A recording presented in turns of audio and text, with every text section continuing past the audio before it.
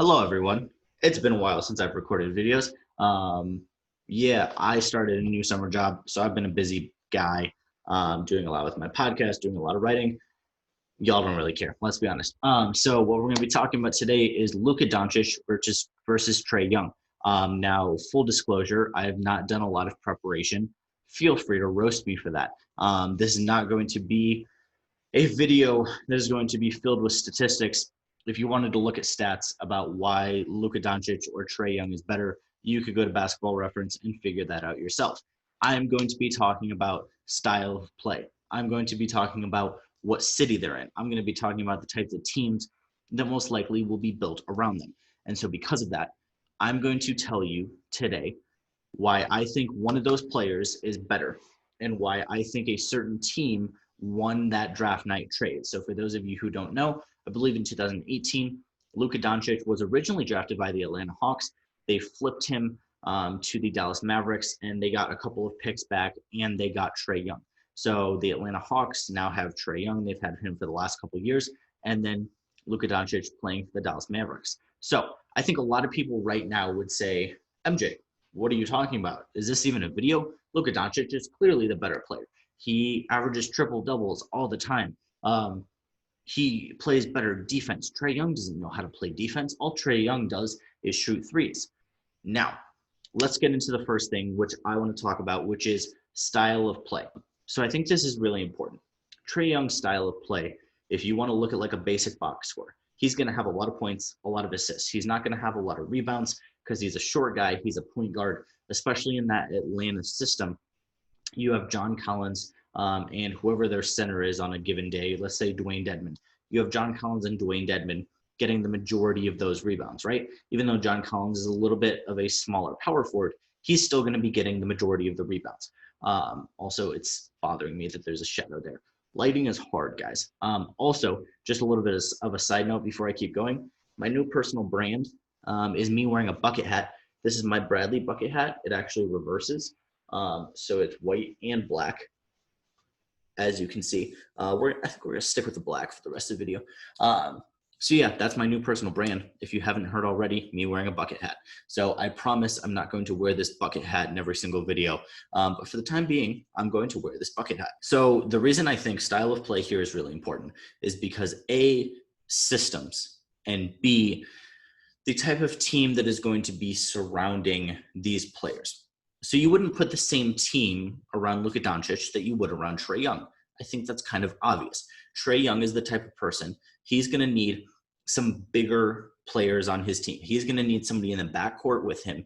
In the backcourt with him. I always get that confused, backcourt, frontcourt.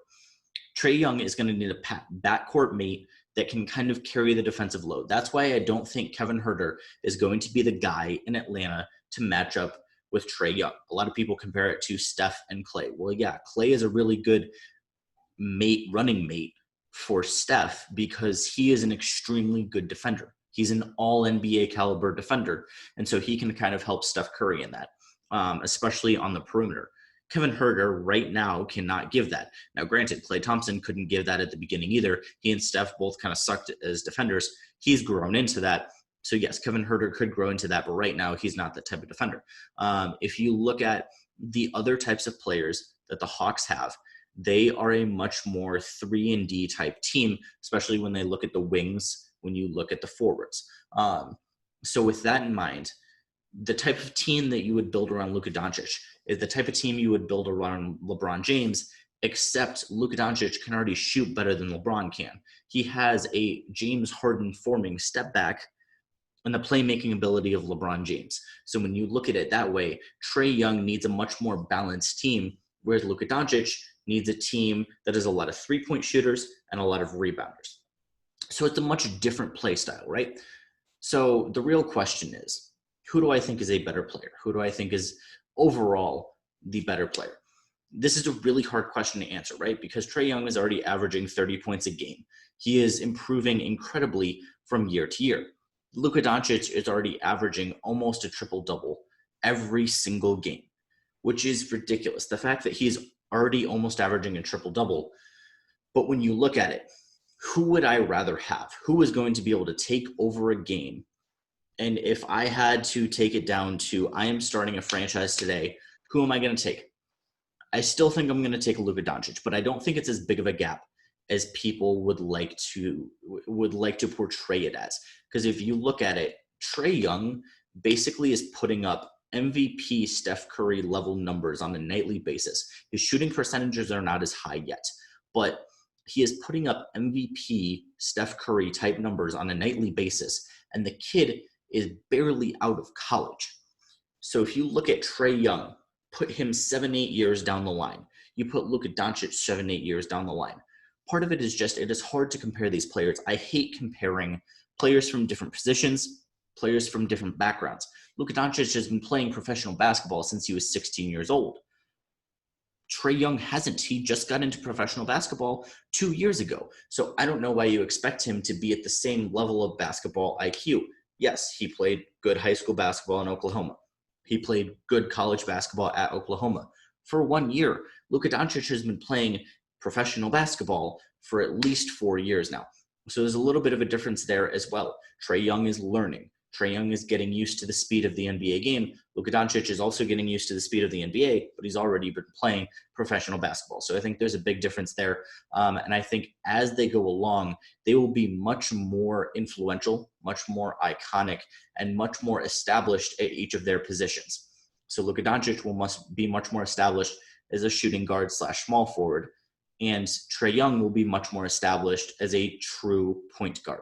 It's not going to be as much of a comparison, and I really don't think in the end there will be a true winner. Now, I could be totally wrong. There could be an absolute winner of the trade. Luka Doncic could go on to have one of the best careers the NBA has ever seen. Trae Young could be a disappointment. He could crash after the next couple of years. Obviously, I don't know what's going to happen, but in my opinion, number one, comparing the two, and number two, the fact that they are such unique players. Trae Young has range unlike any other. We've been seeing that since high school. That is something that he really has adapted like Steph Curry. He has a passing game that is already elite in the NBA. I believe he was number 2 in assists this year. I know I said I didn't want to put stats into it. I know that. But the man is already number 2 in the NBA in assists. He is up there with Luka Doncic in assists. He's up there with LeBron James. So to me, if you want to compare the two, they already can play make like each other. And if I really wanted to pick, I would be comfortable with either Doncic or Trae Young taking the last shot in a game. Yes, could Doncic probably create a little bit of a better shot because he's bigger? Yes, but I'm not going to inherently take that against Trae Young because he's smaller. I would pick Luka Doncic right now if I'm starting a franchise, but I don't think there's as big of a gap as people believe. Everybody likes to, try to pick the trade winner 2 years down the line, 5 years down the line, 10 years down the line. I think it'll make itself clear as we go about right now. But if you gave me Trae Young to start my franchise right now, I would be perfectly comfortable with that. I think the Atlanta Hawks just need to build a Golden State Warriors type offense. It's late. I can't talk. It's okay. And I think the Dallas Mavericks need to go towards a more Los Angeles Lakers with Kobe and Shaq type offense because they have Kristaps Porzingis as well. So I think that kind of pick and roll offense, that kind of pick and pop offense will go much better than a Golden State Warriors type offense. So those are kind of my thoughts, opinions. Let me know what you guys think. Let me know if there's other comparisons you want me to do. Obviously, I could do like LeBron and Michael Jordan. Oh, wait, I've already did that. Link to that video will be in the description. Also, just a little bit of a quick update. Podcast. We're in the second season of the podcast now. We're continuing with our live shows. They're done Thursdays with Bruce. You'll see another one of those up on Thursday.